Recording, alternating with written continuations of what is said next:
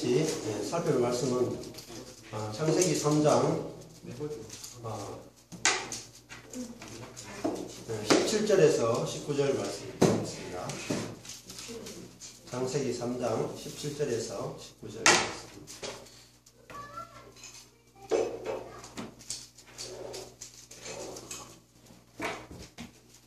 3장 17절에서 19절.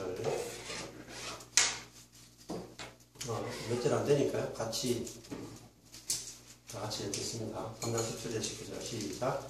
아담에게 이르시되 내가 내 아내의 말을 듣고 내가 너더러 먹지 말라 하는 나무 실과를 먹었은즉 땅은 너로 인하여 저주를 받고 너는 종신토록 수고하여야 그 소산을 먹으리라. 땅이 내게 가시덤불과 웅건키를 내릴 것이라. 너의 먹을 것은 밭의 채소인즉 내가 얼굴에 땀이 흘러야 식물을 먹고 필경은 흙으로 돌아가리니 그 속에서 내가 취함을 입었습니다. 너는 흙이니 흙으로 돌아갈 것이라. 아멘. 네, 오늘 창세기 17절, 3장 17절에 19절 말씀은 땅이 너로 인해서 저주를 받고 그래서 우리가 수고하여야 그 소선을 먹게 되었다라는 이야기입니다. 창세기 3장의 이야기는 자유주의 신학자들 또 신화라고 이렇게 이야기를 합니다. 근데 또 정통적인 신학을 하는 사람은 실제 있었던 이야기다 이렇게 해석을 하고요. 그런데 실제 있었던 이야기로만 또 읽다 보면은 영적인 뜻을 깨닫지를 못합니다. 창세기에서 에덴 동산에서 있었던 이 이야기가 성경 전체와 연관시켜 볼 때에 영적인 메시지를 담고 있다는 거죠. 그래서 실제 있었던 이야기냐 아니냐 이런 논쟁보다 더 중요한 부분은 우리가 영적인 메시지를 하나님이 주시는 메시지를 찾아내는 것이 더 중요하다고 볼 수 있습니다. 이 아담과 하와가 선악을 아는 지식을 먹고 지금 부끄러워서 무화과나무 잎을 심화를 만들어서 가리고 나무 뒤에 숨었다 그렇게 이야기하고 있는데 하나님은 이 아담과 하와를 찾아오셨습니다. 아담과 하와가 먼저 하나님을 찾아간 것이 아니라 이렇게 하나님을 반역한 이 아담과 하와에게 하나님이 먼저 찾아와 주셨다. 이것을 복음이라고 말합니다. 그래서 우리가 하나님을 항상 먼저 찾아가야 될 것 같은 생각들을 하는데 사실은 하나님이 우리를 먼저 찾아온다. 성경은 그렇게 말씀하고 있습니다. 하나님이 찾아오셔가지고 이 여러 가지 질문들 아담에게 질문하시고 그 다음에는 여자에게 질문하시고 그 다음에 뱀에게 말씀하신 다음에 다시 여자에게 말씀하시고 또 남자에게 말씀하시는 이렇게 대칭구조로 되어 있는 걸 볼 수 있는데 그 뱀에게 하시는 말씀이 그 중간에 K 이렇게 대칭구조에서 제일 중요하다 이렇게 나와 있습니다. 그래서 내가 너로 여자와 원수가 되게 하고 너의 후손도 여자의 후손과 원수가 되게 하리니 여자의 후손은 내 머리를 상하게 할 것이요 너는 그의 발꿈치를 상하게 할 것이다.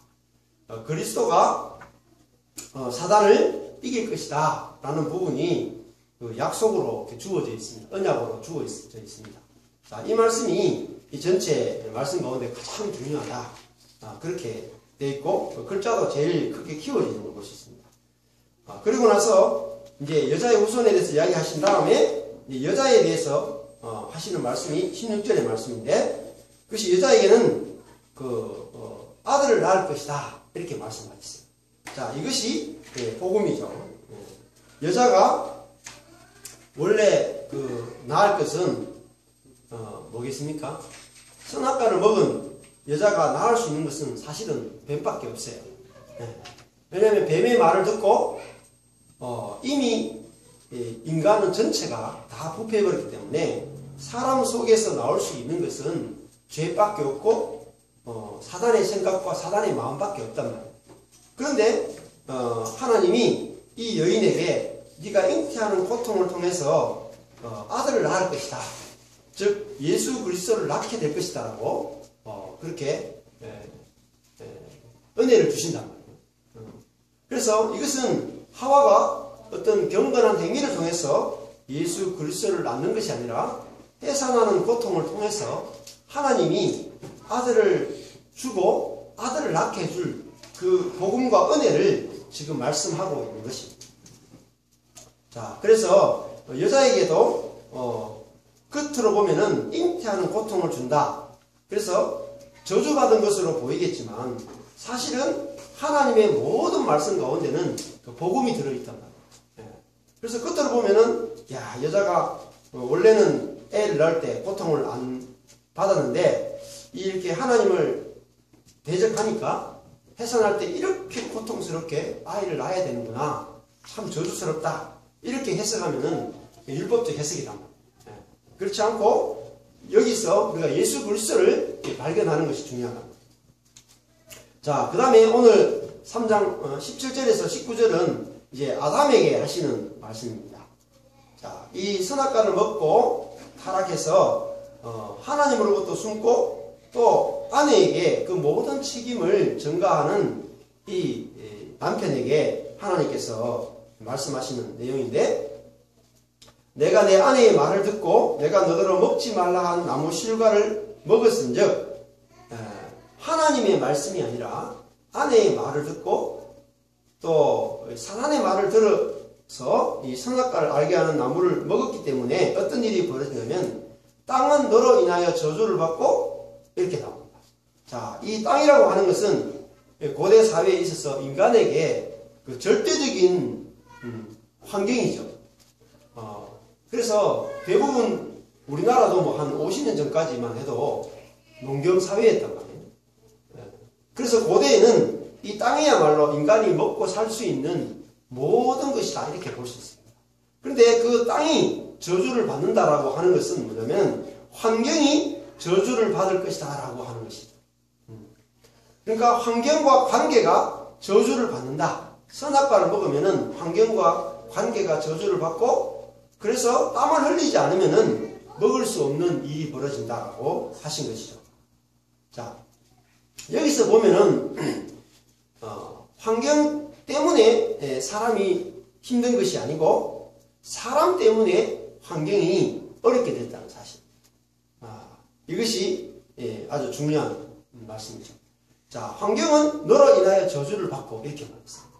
그러면은 성경은 결국 신약으로 보게 되면은 왜냐면은 우리의 존재가 바뀌면 환경도 변화된다는 거죠.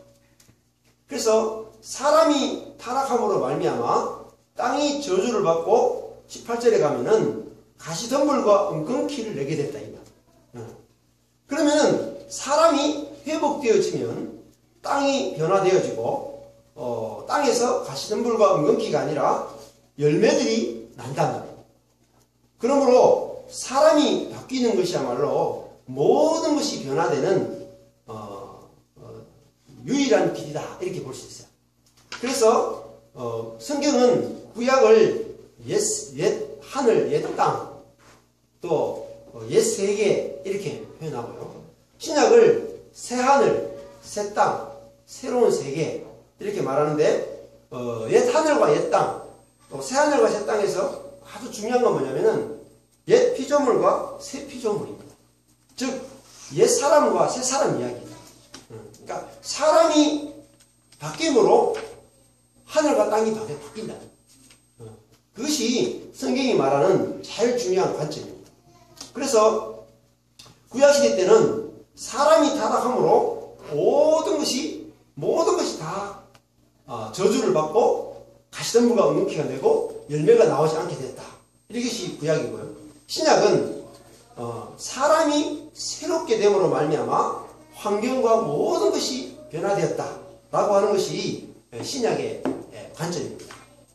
자, 우리들은 그런데 우리들의 대부분의 생각이나 지향점이나 우리가 추구하는 것은 무엇입니까? 우리 자신이 새로운 피조물이 되는 것보다는 환경을 바꾸는 것에 우리의 초점이 맞춰져 있잖아요. 어떻게 하면은 환경을 바꿀까? 그러나 환경을 바꾼다고 해서 되는 게 아니란 말이죠. 그래서 솔로몬이라는 그 왕이 그 전도서에서 보면은 헛되고 모든 것이 헛되다.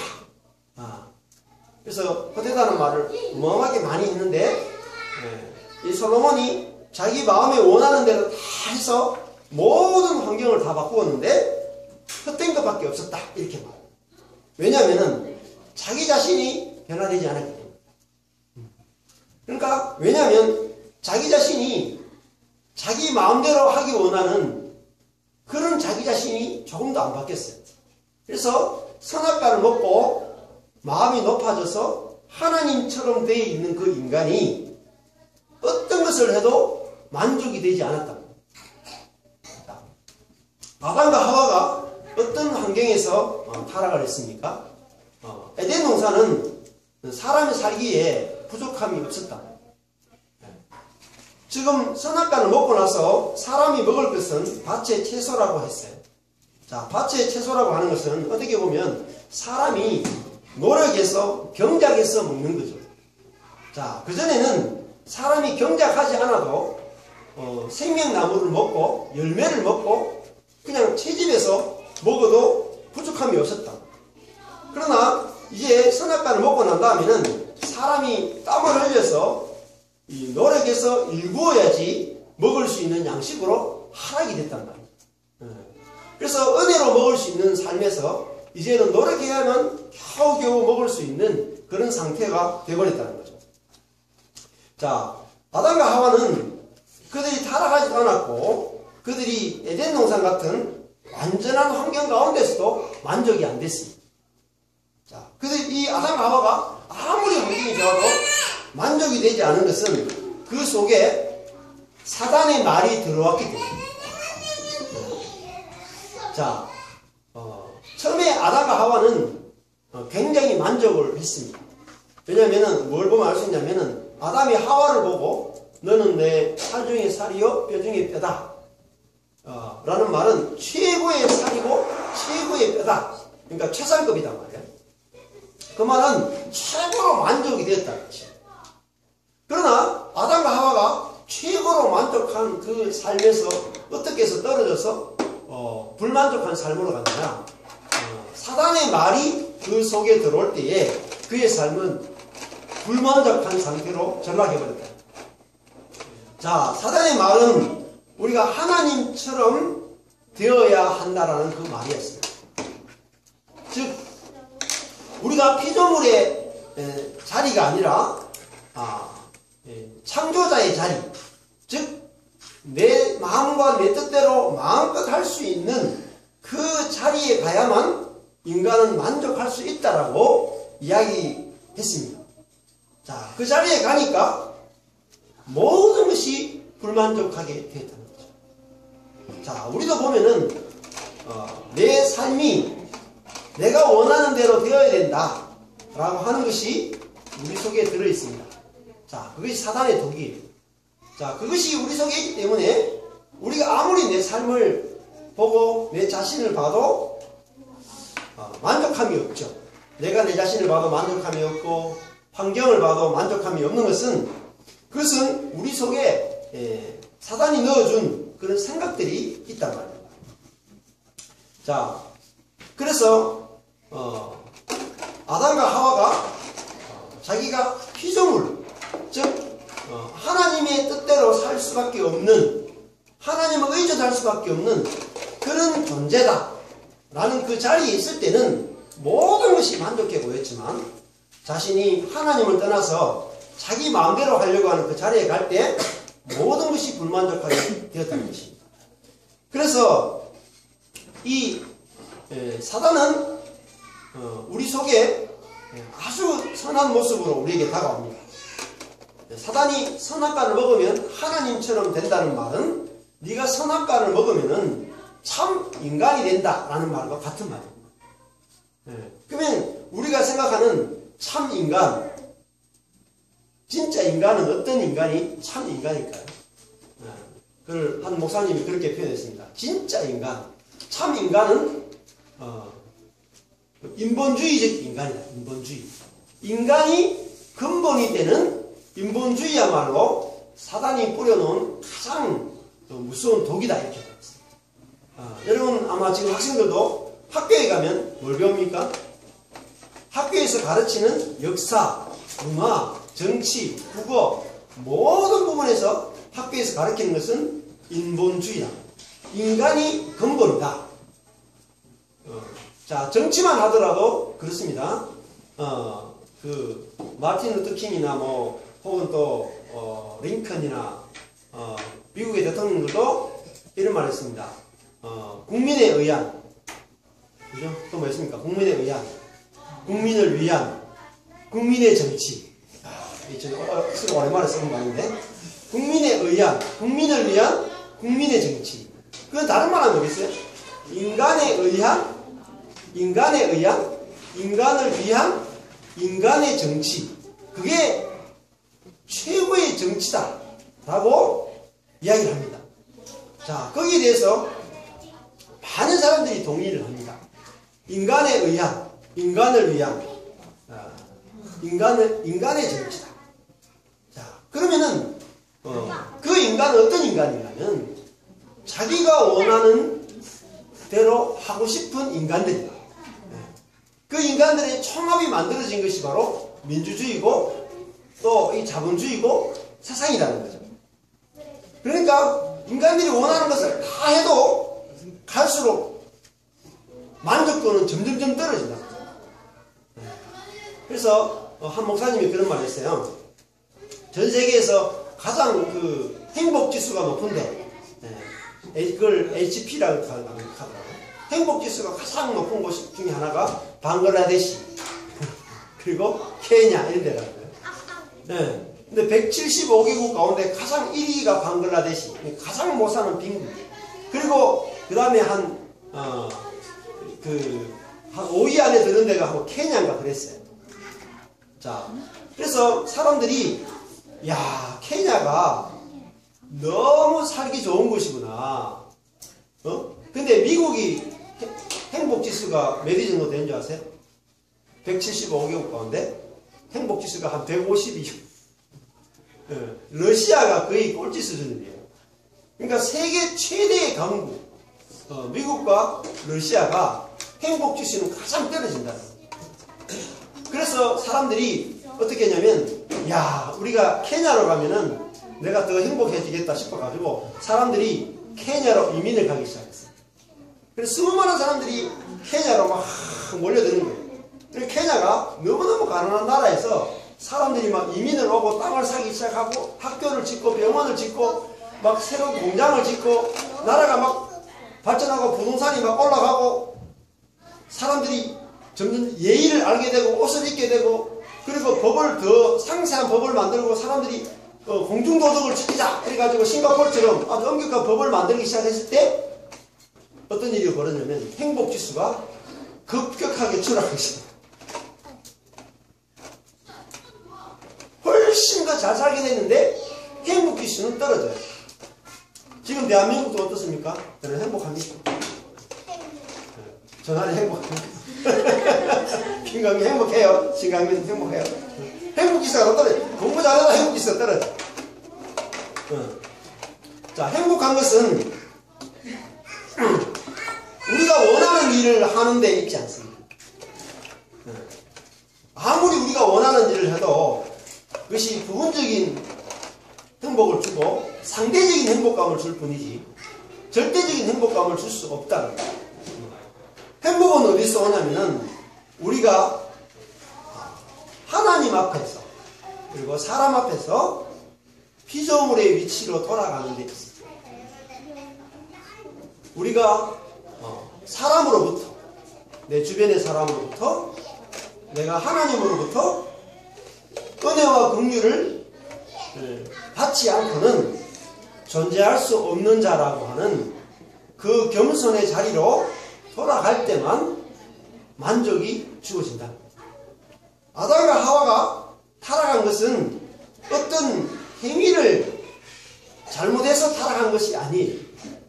많은 사람들이 이 창세기를 읽으면서 선악과를 따먹은 그 행위가 뭐 그리 나쁘냐, 어떻게 선악과 하나 따먹었다고 인간을 전체를 이렇게 죽음에 이르게 하냐, 하나님은 도대체 어떤 분이냐, 이러면서 하나님에 대해서 불평을 많이 합니다. 왜냐하면 그것을 어떤 하나의 행위로 보기 때문에. 자, 선악과를 따먹는 그것은 어떤 한 불순종하는 행위 혹은 나쁜 행위, 뭐 살인한다거나 도둑질한다거나 하는 어떤 하나의 행위를 말하는 것이 아니라 하나님처럼 되고 싶은, 즉 피조물의 위치에서 하나님의 위치로 자기 자리를 높이는데 그 죄의 본질이 있다. 그래서 우리 자신이 회개하는 것도 회개의 개념이 바뀌어야 됩니다. 회개를 우리가 어떤 행위들을 고치는 것을 회개라고 하지만, 여러분 행위를 아무리 고쳐보십시오. 행위를 고치면 고칠수록 나는 이런 행위를 고친 사람이다라고 해서 더 교만해질 수 있습니다. 회개라고 하는 것은 우리가 떠났던, 우리가 귀하게 보지 않았던 그 피조물의 위치로 돌아가는 것입니다. 그래서 오늘 말씀의 결론은 너는 흙이니 흙으로 돌아갈지니라 라고 하나님이 말씀하십니다. 너는 흙의 자리에서 왔다. 너는 흙의 자리로 돌아가면 내가 그곳에 다시 생기를 불어넣겠다라고 하는 것이 복음입니다. 자, 그래서 회개라고 하는 것은 행위를 고치는 데 있지 않고 우리의 위치를 회복하는 데 있습니다. 우리가 하나님처럼 된다라고 하는 것은 어떤 의미가 있냐면, 내가 제한 없는 삶을 살고 싶다라는 것이요. 나는 자유로운 삶을 살고 싶다. 자, 인간이 꿈꾸는 것은 자유입니다. 미국이 자유의 여신상이 있잖아요. 제가 자유의 여신상을 끝내 못 보고 왔는데 미국이야말로 아주 자유로운 것입니다. 그런데 자유는 내 마음대로 하고 싶다는 거죠. 그것이 하나님처럼 되고 싶다는 거예요. 근데 내 마음대로 하고 싶다는 것이 어디서 왔냐면, 그거를, 그 마음이 있죠, 마음. 우리의 마음은, 잘 보세요. 내 마음인데 내 마음대로 안 되죠. 이상하잖아요. 내 마음이면 내 마음대로 돼야 되잖아. 근데 내 마음인데 내 마음대로 안 돼. 자, 그 말은 무슨 말이냐면, 내 마음은 그 밑에 있는 정욕의 지배를 받는다. 이 프로이드가 의식은 무의식의 지배를 받는다. 의식은 빙산의 일각에 지나지 않고, 보이지 않는 무의식은 빙산의 밑에 한 90%가 넘는 부분이 무의식인데, 무의식이 의식을 지배하기 때문에 의식을 바꾼다고 해서 무의식은 조금도 변함이 없다. 행위를 바꿔봤자 안 된다, 이렇게 막 이야기를 했잖아요. 성경도 비슷한 구조를 가지고 있습니다. 우리의 마음을 아무리 바꾸려고 하고, 행위를 아무리 바꾸려고 하고, 아무리 회개를 해도 바뀌지 않는 것은 우리 마음 밑에 뭐가 들어있냐면 정욕이 들어있다. 육신의 정욕, 안목의 정욕, 이생의 자랑이라고 하는 그 죄라고 하는 것이 우리 밑에, 마음 밑에 있어가지고 우리의 마음을 다스리고 있다는 거죠. 그래서 우리의 뿌리가 바뀌지 않으면은 우리의 마음이 바뀌지 않습니다. 그래서 아무리 마음먹기 달렸다 그러고 마음을 고쳐먹지만 우리의 마음이 죄의 지배를 받고 있기 때문에, 즉 정욕의 지배를 받고 있기 때문에 욕심이 잉태한 즉 죄를 낳고, 죄가 장성한 즉 사망을 낳는다 말씀하셨잖아요. 마찬가지로 우리 정욕이 우리의 마음을 지배해서 죄를 짓게 하기 때문에 우리 마음을 아무리 고쳐도 안 바뀌어요. 그러므로 우리의 뿌리가 바뀌게 되는데, 그 뿌리를 가리켜서 뭐라고 말하냐면 영이다, 생명이다, 이렇게 말합니다. 자, 우리가 영과 생명이 바뀌지 않으면 우리의 마음이 바뀌지 않는다. 자, 그 영을 바꾼다는 것은 뭐냐면 우리의 위치를 바꾸는 것 같아요. 우리가 높은 데에 가면은 물이 흘러오지 않습니다. 생명수가 흘러오는 것은 항상 낮은 곳이에요. 이스라엘도 물이 어디로 흐르냐면은 헐몬산에서 와서 갈릴리 바다로 들어갔다가 그 갈릴리 바다에서 요단을 거쳐가지고 사해로 들어가는데 전부 다 바다보다도 더 깊은, 육지에 있는데 바다보다 더 깊은 아주 낮은 곳이 바로 요단이거든요. 요단강이거든요. 그래서 물은 낮은 곳으로 흐릅니다. 마찬가지로 하나님의 은혜와 긍휼도 낮은 곳으로 흘러가게 되어 있습니다. 그래서 우리가 행위를 바꿀 것이 아니라 우리의 위치를 바꾸면 은혜와 긍휼은 자동적으로 흘러오게 되어 있다. 이것이 우리 인생을 바꾸는 유일한 길이라고 할 수 있습니다. 우리 하리가 지금 놀고 있는데 하리 이름이 강하자에다가 이치리자잖아요. 물의 이치. 왜 뭘 생각했냐면 바다를 생각하고 만든 이름이에요. 그러니까 바다를 생각해 보세요. 바다는 일을 하지 않습니다.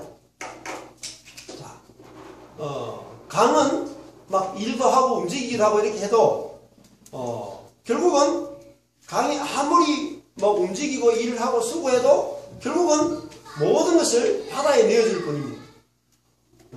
바다는 일하지 않고 뭐만 하느냐면 위치만 바꿔서, 바다는 자기의 위치 때문에 모든 것들이 그 속으로 흘러 들어오게 되어 있다. 심지어 더러운 것도 흘러 들어오고 깨끗한 것도 흘러 들어오고 모든 것이 흘러 들어와서 그 속에서 모든 것을 자라게 하는 어머니 역할을 한다. 자, 우리가 위치만 바꾸면 수고할 일이 없어집니다. 그런데 우리가 높은 위치에 있으면 뭐가 생기냐면 땀을 흘려 수고해야 되고, 수고해봤자 가시덤불과 은근깃밖에 나는 것이 없다. 그 남해에 가면은, 거제도 이런 데 가면은 그 다랭이 논 가는 게 있어요. 다랭이 논 가는 게. 다랭이 논은 뭐냐면은 우리 옛날에 섬에는 그 논이 없었기 때문에 쌀을 먹고 싶은데 이 평평한 땅이 없죠. 그러니까 논을 만들기 위해서 뭐냐면은 산 비탈을 이렇게 막 해가지고 이렇게 그 논을 만들어서 그 물을 겨우겨우 담아가지고 그 재배를 쌀 재배를 했던 것이 다랭이입니다. 가보면 장관입니다. 근데 그거보다도 더 심한 데는 뭐 했냐면은 어제 라디오가 들어보니까 청산동가 이런 데가 있대요. 그러니까 거기는 뭐냐면 심지어 다랭이 논이 아니고 구들짱논 카든가 구들짱논이 있대요. 들어보세요. 구들짱논이 뭐냐면은